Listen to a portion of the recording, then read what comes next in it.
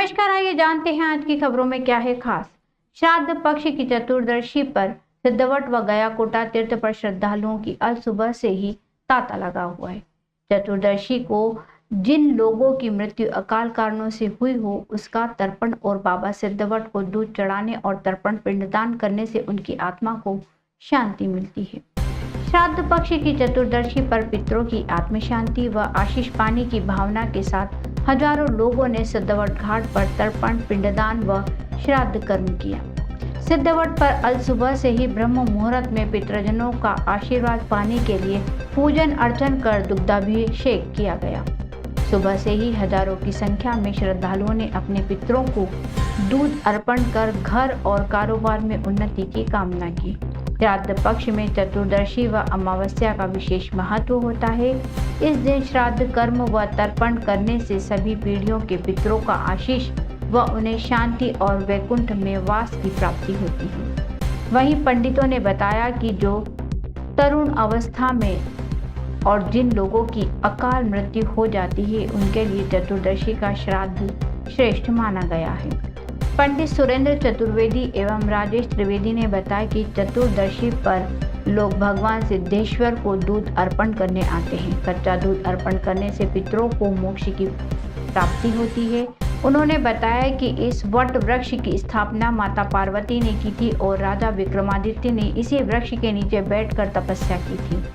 अपने स्वर्गवासी पूर्वजों की शांति एवं मोक्ष के लिए किया जाने वाला दान और कर्म ही श्राद्ध कहलाता है। इसी की कामना को लेकर जिसने हमें जीवन दिया उसके लिए, जिसने हमें जीवन देने वाले को जीवन दिया उसके लिए तथा जो हमारे कुल एवं वंश का है उसके लिए किया जाता है। पूर्वजों की मोक्ष की प्राप्ति के लिए हजारों की संख्या में लोग पिंडदान और तर्पण करने के लिए सिद्धवट घाट पर पहुंचते हैं। यहाँ पर तर्पण कर भगवान सिद्धेश्वर पर जल चढ़ाकर पितरों की मोक्ष की कामना इस प्रकार करते हैं कि उनके 3 पीढ़ियों के लिए किया जाने वाला ये पिंडदान और तर्पण श्राद्ध कर्म हो।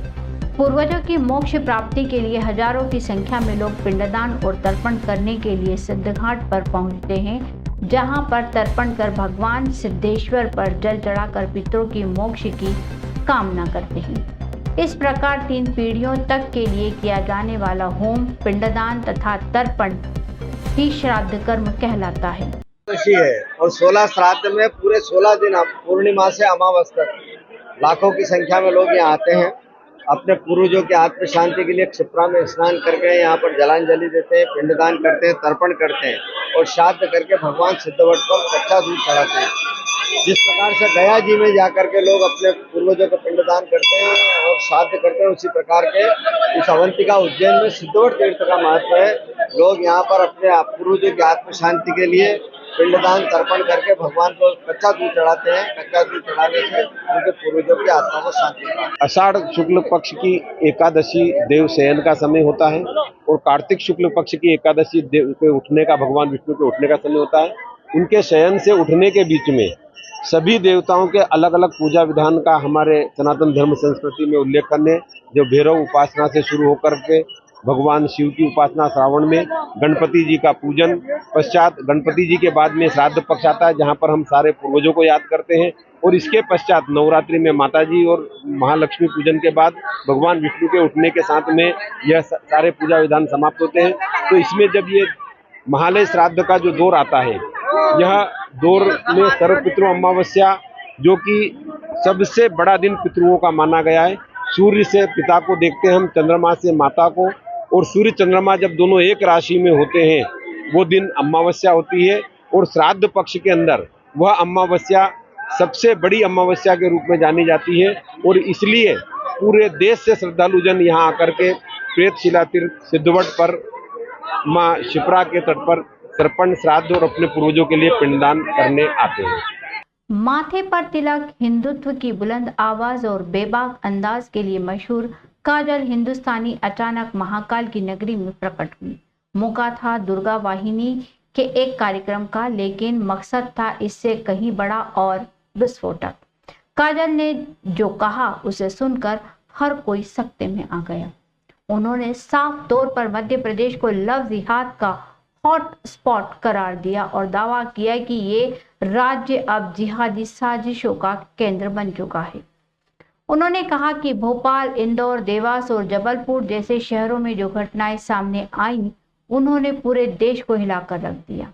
काजल हिंदुस्तानी ने आरोप लगाया कि लव जिहाद के पीछे एक संगठित नेटवर्क काम कर रहा है। उन्होंने यहां तक दावा किया कि जिहादियों ने लड़कियों को फंसाने के लिए रेड कार्ड बना रखे हैं।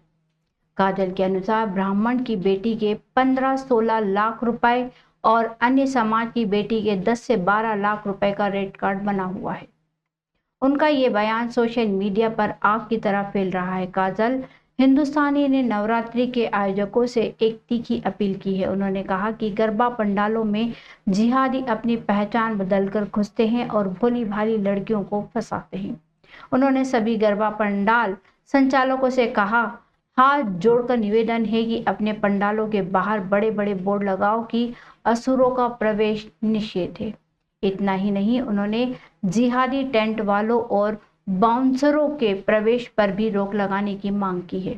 उन्होंने चेतावनी दी है कि अगर गरबा पंडाल में इज्जत बेचकर पैसा कमाया जा रहा है तो आयोजक भी अधर्मी है। काजल हिंदुस्तानी ने बजरंग दल के कार्यकर्ताओं को भी खास जिम्मेदारी सौंपी है। उन्होंने कहा कि पंडालों के बाहर बजरंग दल के भाई मौजूद रहेंगे। ये चेहरा देखकर पहचान जाते हैं कि अब्दुल कौन है और आफ्ताब कौन है। काजल ने यह भी सुझाया कि संदिग्ध लड़कों के मोबाइल फोन और ट्रू कॉलर की जांच की जाए ताकि उनकी असली पहचान सामने आ सके। उन्होंने कहा कि जब राम जी ने अधर्म का नाश किया था तभी राम राज्य आया था। काजल का कहना है कि भारत को फिर से राम राज्य बनाने के लिए नरभक्षी और लव पिशाची जैसे अधर्मियों का नाश करना जरूरी है। उन्होंने राजनीति में महिलाओं को मिलने वाले 33% आरक्षण पर भी अपनी चिंता जताई। उन्होंने कहा कि महिलाओं को आरक्षण की आवश्यकता नहीं है। आरक्षण शब्द ही अपने आप में एक कमजोरी की निशानी है। यही कारण है कि महिलाएं कमजोर हो रही हैं और बलात्कार जैसी घटनाएं सामने आ रही हैं। आज हमें महाकाल की नगरी आने का अवसर प्राप्त हुआ और इसके लिए मैं दुर्गा वाहिनी, मातृशक्ति टीम, बजरंग दल और विश्व हिंदू परिषद टीम का बहुत बहुत आभार प्रकट करती हूँ कि माताओं बहनों को लेकर आज का विषय था, महिला सम्मान और सुरक्षा को लेकर विषय था। और क्योंकि हम सब जानते हैं कि मध्य प्रदेश पूरे भारत का वो हॉटस्पॉट बन चुका है लव जिहाद का और केंद्र बन चुका है कि जिस प्रकार भोपाल और इंदौर की घटना, देवास की, जबलपुर की घटना हमारे समक्ष आई, उससे पूरा देश शॉक्ड हो गया था।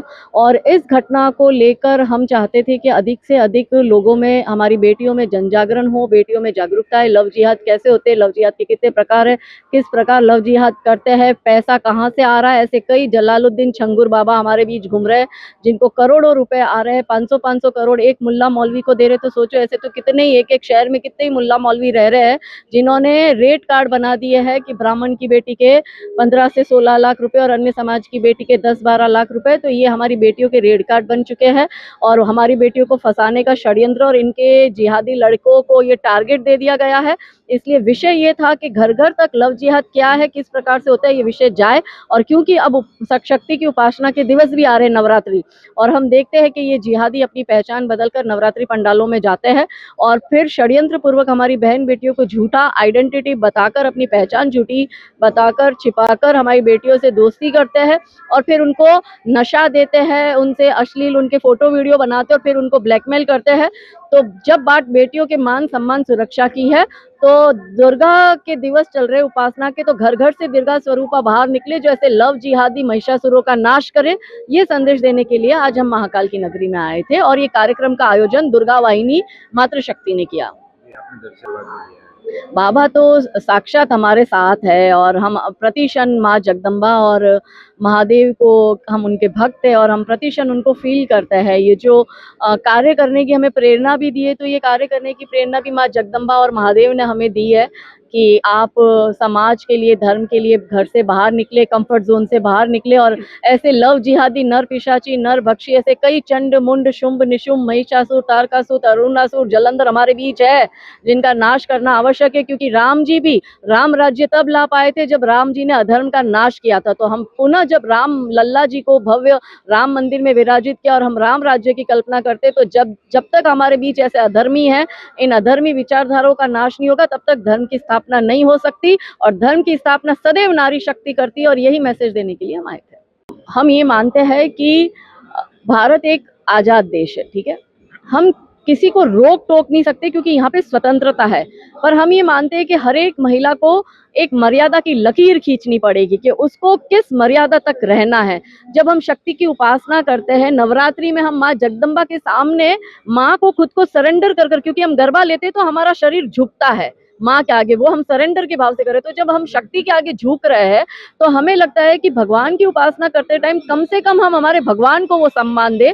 तो कुछ लोग जो है, अब वो नवरात्रि जो पहले हुआ करती थी वो साइड में चली गई, बॉलीवुड की गानों पे नाच गाने हो रहे, और इतने गंदे गंदे गानों पे नाच गाने हो रहे, और ऐसा लग रहा है शक्ति की उपासना तो कहीं और चली गई और बॉलीवुड का डीजे म्यूजिक आ गया है। तो ये बंद होना चाहिए। और एक्चुअली जो माँ के गरबे, उस पर सभ्य कपड़े पहनकर, जो हमारा वेशभूषा है, जो नवरात्रि की वेशभूषा है, वो पहनकर बहन बेटियां माँ के आगे अपना रास ले, उससे कोई परेशानी नहीं है। पर एक विशेष सूचना ये है, मेरा मध्य प्रदेश आई हूँ, तो यहाँ के जो गरबा पंडाल लगाते हैं और जो ऑर्गेनाइजर है, जो गरबा आयोजित करते हैं, उन ऑर्गेनाइजर से हमारा दोनों हाथ कर निवेदन है, हाथ जोड़कर, कि आप अपने गरबा पंडालों के बाहर बड़ा बड़ा बोर्ड लगाओ कि सुअरों का प्रवेश निषेध है। ये जो गायक है, जिहादी गायक, उनका प्रवेश निषेध होना चाहिए। जिहादी तबलची, जिहादी टेंट वाले, जिहादी बाउंसर, इन सबका प्रवेश निषेध होना चाहिए। क्योंकि ये जब गरबा पंडालों में घुसते हैं और इनको जो टिकटें मिलती है, वही टिकटें इन जिहादी लड़कों को देते हैं और उसी से वो गरबा पंडालों में आते हैं, फिर हमारी बहन बेटियों को लव जिहाद के चक्रव्यूह में फंसाते हैं। इसलिए मेरे आयोजकों से निवेदन है, भरपूर पैसा कमाओ नवरात्रि में। पैसा कमाना, बिजनेस करना, उससे हम ना नहीं बोल रहे, मगर बहन बेटियों की इज्जत बेचकर अगर आप पैसा कमा रहे हो तो आप भी अधर्मी हो, इस अधर्म में आप भी जुड़े हो। अतः इन सुअरों का, इन जिहादियों का प्रवेश निषेध हो, ऐसी हमारी आप सबसे रिक्वेस्ट है। नवरात्रि का पर्व 22 सितंबर से शुरू हो रहा है, जिसे लेकर माताजी के मंदिर तैयारियां जोरों पर है। मंदिरों को आकर्षक ढंग से सजाया जा रहा है और हर रोज माताजी का अलग अलग प्रकार से श्रृंगार किया जाएगा। नवरात्रि का यह पर्व 10 दिनों तक मनाया जाएगा और 1 अक्टूबर को इसका समापन होगा। नवरात्रि के दौरान गरबा एक महत्वपूर्ण आयोजन होता है, जिसमें लोग पारंपरिक नृत्य और संगीत के साथ देवी दुर्गा की पूजा और आराधना करते हैं। नवरात्रि के पर्व को लेकर शहर के सभी माताजी के मंदिरों को आकर्षक ढंग से सजाया जा रहा है। मंदिरों के साथ ही जगह जगह चौराहे पर माताजी की स्थापना की जाती है, जिसको लेकर संगठनों द्वारा तैयारियां शुरू कर दी गई है। इसी के साथ आकर्षक रूप से पंडाल बनाए जा रहे हैं, जहां पर गरबे का आयोजन भी होगा। उम्मीद लगाई जा रही है कि बड़ी संख्या में मंदिरों में श्रद्धालुओं का आगमन होगा। इसको ध्यान में रखते हुए देवी मंदिरों के आसपास नगर निगम द्वारा विशेष रूप से सफाई व्यवस्था, प्रकाश व्यवस्था, पेयजल की व्यवस्था, अतिक्रमण मुक्त मार्ग एवं शौचालय की उपलब्धता हो। इसको लेकर देवी मंदिरों के निरीक्षण के दौरान महापौर मुकेश टिटवाल ने अधिकारियों को निर्देश दिए। मंदिर पर हर रोज माताजी का अलग अलग प्रकार से श्रृंगार किया जाएगा, जिसको लेकर भी तैयारियां की जा रही है। नवरात्रि का पर्व देवी दुर्गा की पूजा और आराधना के लिए मनाया जाता है।